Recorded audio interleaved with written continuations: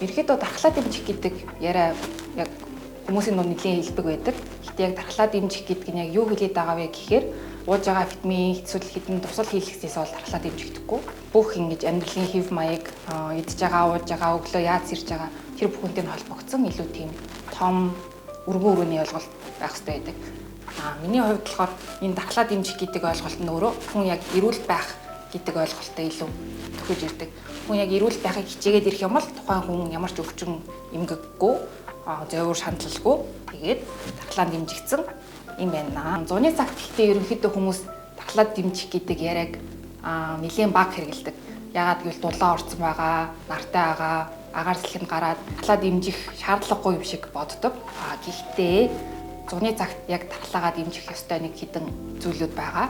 Энэ нь болохоор нэгт болохоор зуны цагт ингээд гадаа халуун болоод эренгууд одоо хүний биед байгаа хотоодны галын илч гэж ярьдаг шүү дээ. Хоол боловсруулах тэр чадвар нь илүү бага болж ирдэг.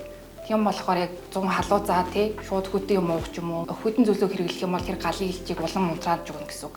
Тэр тохиолдолд хоош ингээл хоол боловсруулалт мань алдагдаад хотоодны одоо талаас өвчин зовирууд илэрч гарна.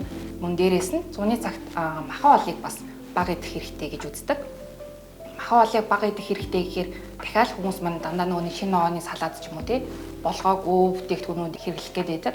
Гэхдээ яг тэр шинэ ногооны салаад маань витаминлэг, аминдинтэй байгаа ч гэсэн уламжлалт хамгаах ухааны талаасаа чанарынхаа хувьд хүйтэн сэрүүн чанартай болчихж байгаа болохоор хотоодны галын илчийг адилхан л унтрааж идэг гэсэн.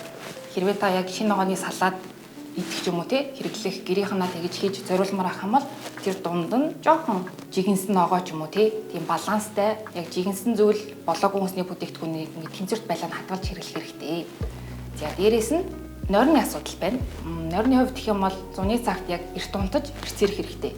Байгалийн хэмнэлтэйгээ тэгж зогсож сэрж босож унтах нь энийг одоо илүү стрессийн давруудыг бууруулсан дээрээс нь илүү эрч хүчтэй байх гэдэг тустай байдаг байгаа. Аялал зугаалгын цаг эхэлж байгаатай холбогдуулаад дахиад дархлаагаа дэмжих хоёр тип гэх юм бол нэг нь болохоор өглөөний наранд буюу 8-аас 11 цагийн наранд өөрийгөө 15 минутаас багагүй хугацаанд ээх хэрэгтэй. Тэр яг нөгөө намныхаа элчийг мэдрээд тэгж энерги аваад D витаминыхаа хэрэглээг хангах хэрэгтэй гэсэн. Гэхдээ бас хит удаан хугацаагаар болон яг 11-ээс хойшх наранд ах юм бол нарны хортой туяанд гарч эхэлдэг гэж ярьдаг. Дээрээс нь уламжлалт талаасаа ч гэсэн наранд хит их халууцаж тэр халуун байх нь биеийн одоо шар махбодыг илүү дэлгэрүүлдэг, шар дийлэх хэмжээг болох магадлалтай гэж үздэг байгаа. За хоёр дахь юм бол хөл нүцгэн алхах, зүлэг ногоо, чулуу, гол усанд хөл нүцгэн алхах.